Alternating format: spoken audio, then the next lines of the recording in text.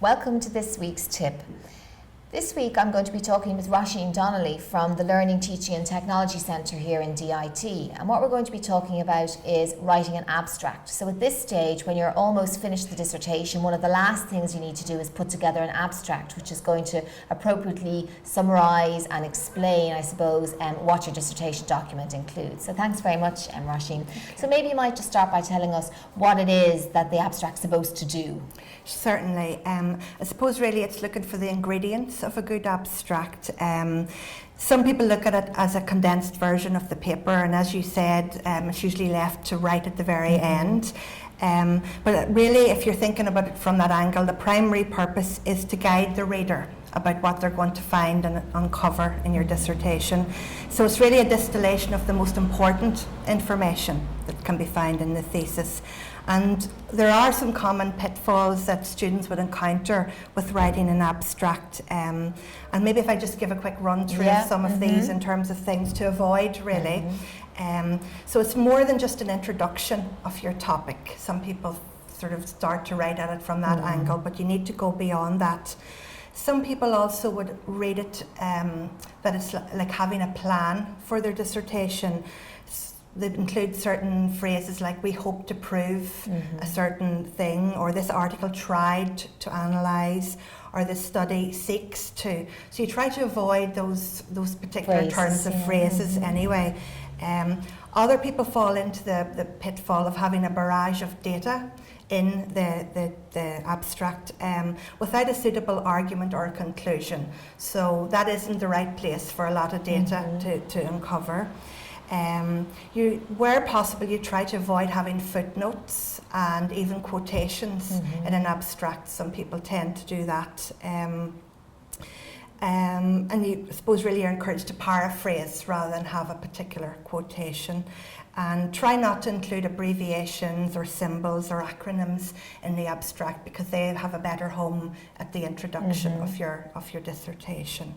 So to avoid all those, really, there's been lots of work done in terms of you could include 1 to 2 sentences of what an abstract should be. So you would start off your abstract with a sentence on why you embarked on this project. It could be that you're referring to a gap or a debate in the literature, or a persistent problem. It's very important, isn't it, Roisin? I was just thinking that, when we use the phrasing, why did you embark on this, that it's not I wanted to do the study because it has to be from the literature, isn't it? It's an objective statement, you're absolutely right. They're taking that stance of including a very clear sentence of rationale why this is important, why other people should sit up and take notice and read it, because for a lot of people the abstract might be the first port of call when they look at a dissertation. And it also is sometimes, isn't it, the decision on whether I'm going to read further or not is whether the abstract looks like there's anything interesting in this. So that's why it's a very important piece. Similarly, in the introduction, you need something to engage the reader straight away. So it could be a very intriguing statement around the problem that you're trying to tackle. You're really telling what your project is about in 1 to 2 lines, the topic of your whole area. Then you go into the why, that's the why, and then you go into the how in terms of how you actually tackled this project or study.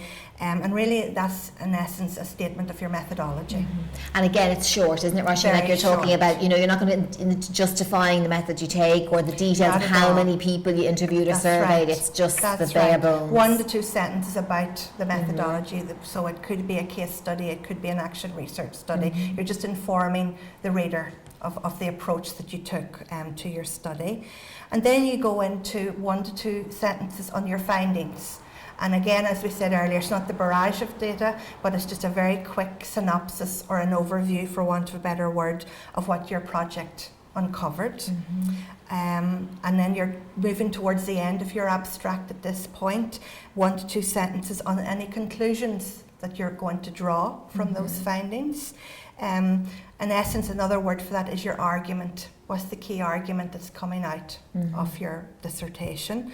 And some people like to end with 1 to 2 sentences on some recommendations, either for practice or for policy, and wrap it up at that point. So it really is fairly clear, concise, As you said, not going into lots of depth.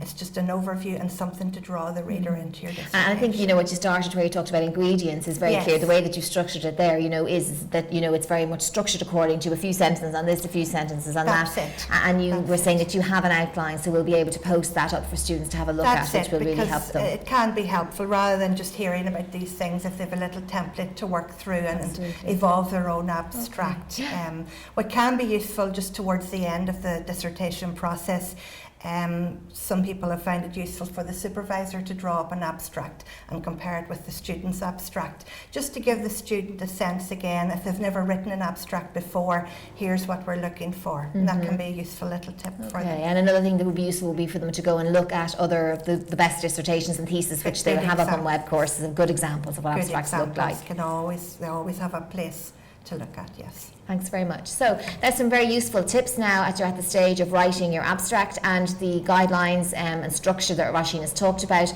will be available up in web courses too. See you next time. Okay.